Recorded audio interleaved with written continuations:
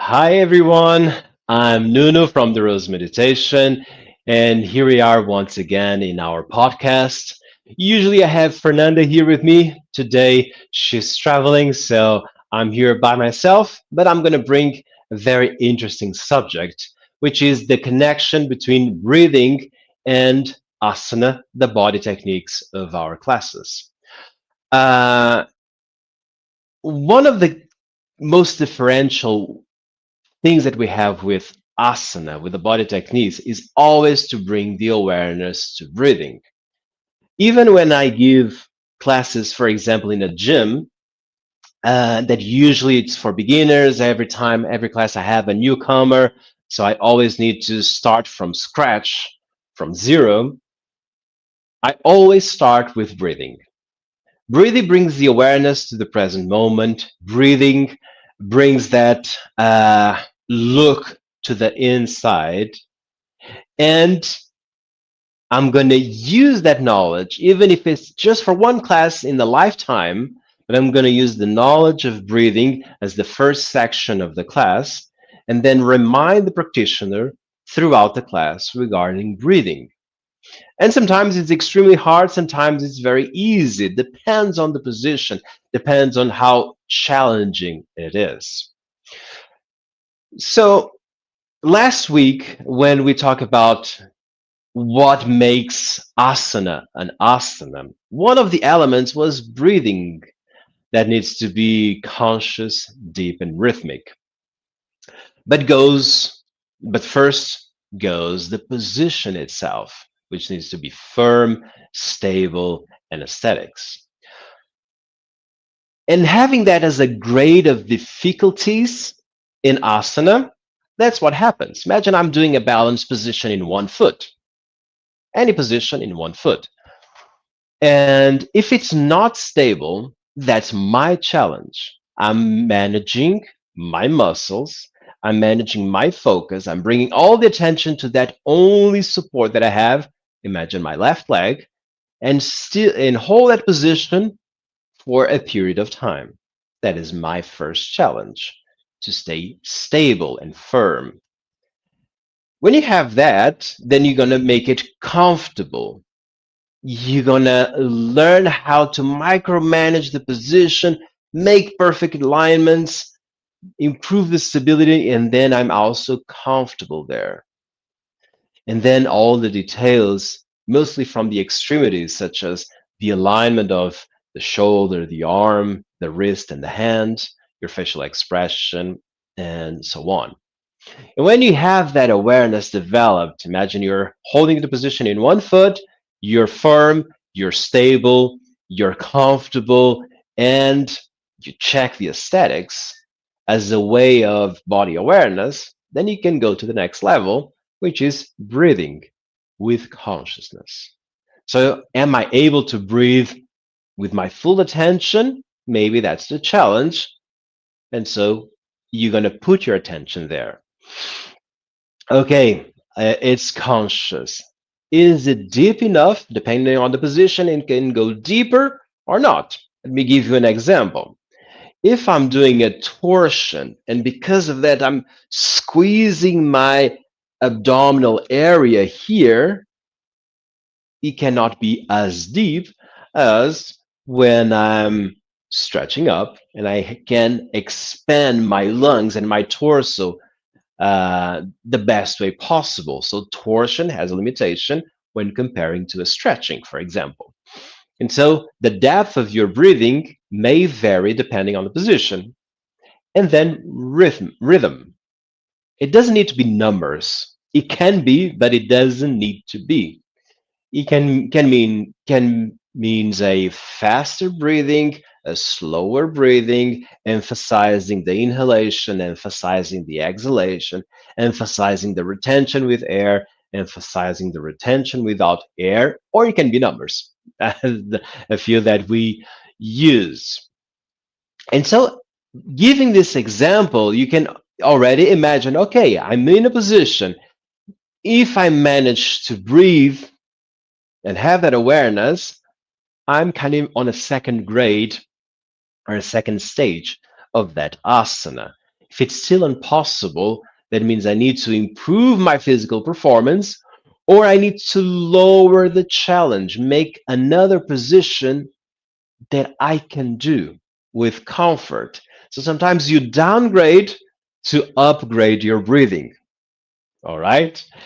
And having that in mind, the possibilities in the class, in the context of a class, it's huge.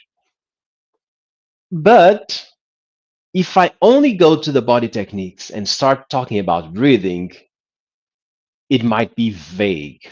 So that's why we have a portion of the class, usually at the beginning of the class, that we dedicate just to breathing, just to remind people that breathing should be nasal all the time, should be silent most of the time, should be deep most of the time. And then I can teach other elements, mostly to optimize breathing.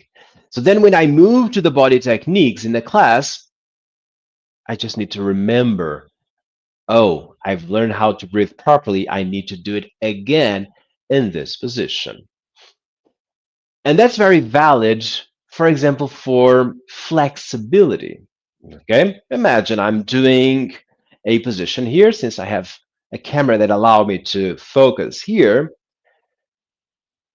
First thing is to remind that when I move my body, I need to inhale or exhale depending on if it's an upward movement or a downward movement. Upward movements we inhale, downward movements we exhale. So to be safe, inhale, arms up, facing the right leg. Exhale, you go down, and then you stay. And using the previous example, imagine that you hear the instructions. Now you touch with your forehead on the knee. And there you are struggling. Just try to bring your head down, try to force your body there, struggling, struggling, struggling. There's no need. That's not the way that we teach the attitude, the inner attitude towards asana is listen to your body.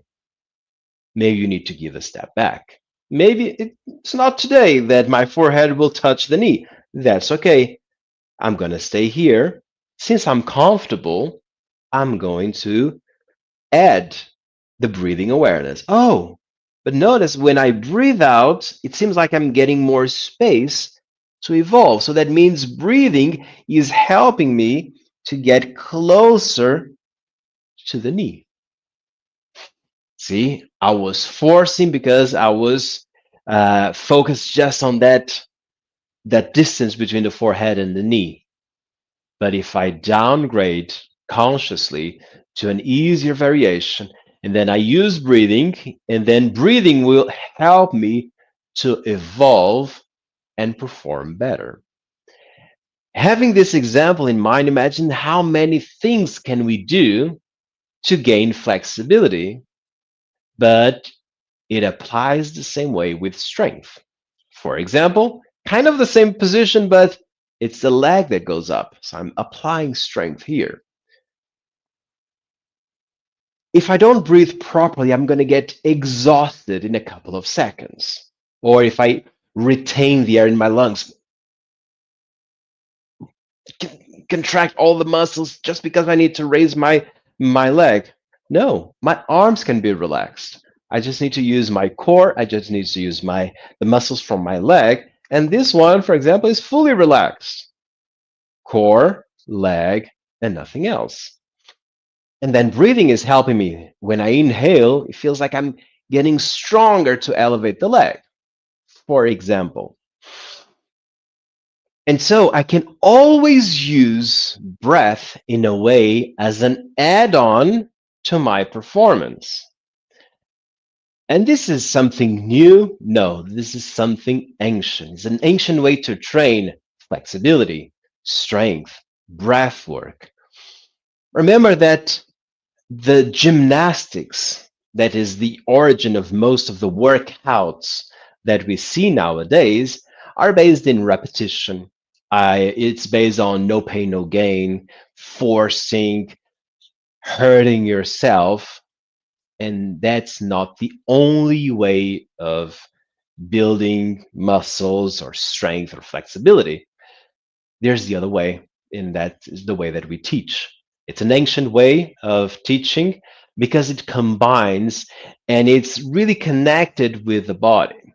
For example, uh, a little bit away from breathing and the position, but if I'm giving a class and I am for several minutes, yes, minutes, with the arms like this, doing electroflexion, doing to the other side, doing a lot of stuff, and then I can see my students, I can hear the shoulders of my students screaming, say, it's difficult. I need to bring my arms down. And then when I do so, and everyone, it was hard. It is important because I was respecting and hearing my body. Not that I was forcing, but I was listening. And if I develop this sensibility, I can develop the same sensibility when I'm working on a desk, on a computer, and my lower back is screaming the same way as shoulders in Nuno's class. What I need to do, pause, do a torsion to each side, for example, or do a nice stretch. Feels good. Now I can continue because I build this physical awareness of the position that doesn't need to be only asana, but you learn it with asana. You learn it with the body techniques. And then breathing comes as a very good add on to improve your performance. And so that's why also we have mostly two ways of breathing that we use the most. We have several breathing exercises, but abdominal breathing and complete breath, you need to nail them. You need to master these two exercises. And if it's something new for you, don't worry, I can teach you. Abdominal breathing is belly breathing. Air in, abdomen out, air out, abdomen in. Simple as that. Keep your back straight, keep your shoulders relaxed. Inhale through your nose on both ways. Inhale, abdomen goes out. Exhale, abdomen goes in. Really good, really, really good for flexibility, for relaxation, for another few situations. But for the practice, if you want to train flexibility, this is good. If you want to build strength, then you're going to use the complete breath. Inhale from the bottom to the top. Air out, air in, abdomen out, ribs to the sides, and chest up. The final movement is the chest up, not the initial movement, then not the only movement. Then you breathe out, chest down, ribs in, abdomen in. And so it goes. If you want to hold a plank position for a few minutes, I recommend to do this position, this breathing exercise to surpass that challenge. Otherwise, it's going to be just a painful exercise, and that's not what we want. We want to make a joyful challenge, even when it's hard. For us, it's joyful. So you're holding the plank position, breathe properly, breathe to build energy. And it's very common. I was talking with Larissa, that also works with us here at the Rose Meditation. How many people, when they do the complete breath, they feel dizzy? They are not used to that amount of air into the lungs, that gas interchange, that sensation of lots of oxygen inside of your body, and you feel dizzy. So when that happens, that means your body is always working under tension, stress, in a non-sustainable way. You're always going to get tired quite easy. It is like when you put gas in your car, but you just put a little bit, just $5. Then you go to the next gas station, you put more $5, and so it goes. Instead of full tank and do as many miles as you can. When you breathe in a complete way to build strength, to build resistance and resilience, you need to have a full tank. So breathe the way that's going to bring that sensation of now I'm at my fullest, now I can perform at my best. Otherwise, you're going to get tired. You're going to quit. You're going to think that it's hard. And you're just not breathing the way that it should to help you surpass that challenge in a pleasant way. And this pleasant way is very tricky and it's very unique for us because it's related to our roots. That's another subject. Okay, so having this combination that just combines in a way that it seems like just one thing is like your body. Even though I can think, I can teach, I can speak about body positions, asanas, and I can teach things about breathing, pranayama or breath work. It is the same body. We cannot separate in a way that, oh, I don't like asana, I'm here just for the breath work. Okay, let's see how it goes because you're going to need a lot of the body awareness to improve your pranayama, your breath work. Otherwise, you're going to struggle. Let me show you an example. The complete breath. Okay, I'm going to sit sideways, back straight, just like if I had a wall behind me, and I can do the complete breath.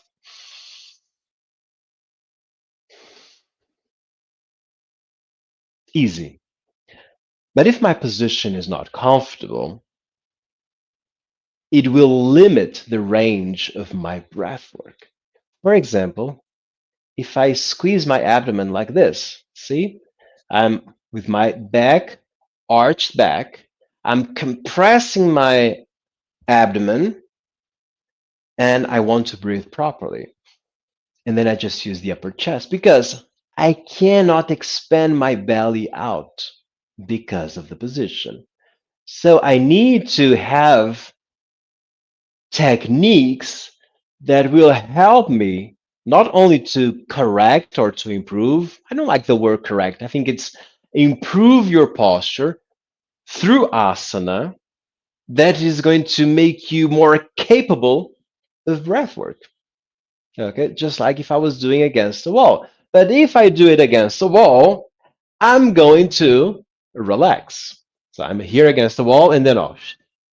Again, look, my belly here, and I cannot perform the same way. Do we recommend against the wall? Only if it's impossible to stay out of the wall. Then you start there. Then a few weeks later, you continue here and so on.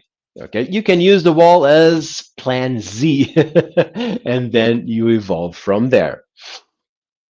And so remember that these two subjects, intellectually, they are different. In practice, you're just one. Okay, it's the same body that do breath work, the same body that do asana. So when you are doing our classes, you're going to listen a lot of times. Breathe. How's breathing? How's your breathing awareness? And all of that.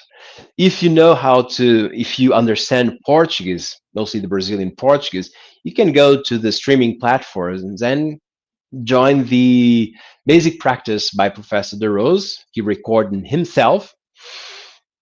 And it's an amazing class. And if you follow the instructions of breathing during asana, it's powerful. It's difficult. If you don't, it's slightly easier and doable for beginners if you're just focusing on the execution of the positions. But when you are able to do that, then check your breathing, check the instructions of breathing. Oh, now it's difficult. Now it's very powerful. And that's an amazing example.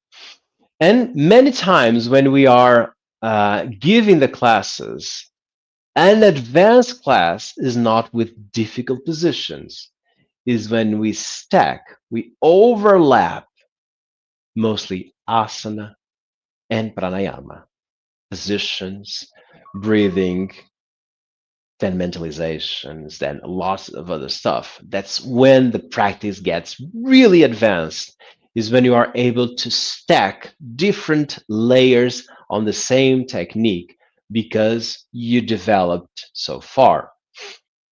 But if you don't, and if you do that same class, probably going to focus on your challenge. Ah, mentalization. Come on, I'm still struggling to learn how to move my torso down. So that's my challenge, and that's perfectly fine. When we do live classes, the way that we teach here at the Rose Meditation, because we don't have like 100 students doing one class. No, we have small groups attending the class. That way, the instructor, the teacher there, will be able to look and see, oh, that guy is still breathing through the mouth. Remember, breathe through your nose. Remember, don't hold your breath. For you, John Doe, it's too hard, right? Try to do this other variation, see if it's easy. Okay, that's good for you. No, we're going to do this variation, just you, the others continue the previous one. And so we can adapt to the singularity of each practitioner and not just giving a bunch of instructions without taking a look. Uh, and because I'm talking about the rose meditation, there's this invitation. Please feel free to join to a 14-day free trial. It's very simple. You can go to our social media accounts. On the bio, on most of the information, you're going to have a link to claim your 14-day free trial. And what happens? You just put your name and email address, simple, no credit card, nothing. And immediately you are able to book the next live class that is going to happen. And since we have teachers in different parts of the world and teaching classes in different languages, you have a bunch of opportunities to attend to classes. And they have different names, different durations as well. And you can do that for 2 weeks, having the best experience, live teachers. So open the camera, we can talk at the beginning, we can talk at the end. We love to do that. We love to teach class, but we love to that interaction so we can tweak the practice so you can enjoy the most. Okay, so the invitation is here. And also, you're going to notice why it's so ancient way to train. Why is it so different? Why did James Nestor travel from the United States to Sao Paulo to have a class there, to talk with Professor DeRose about breath work?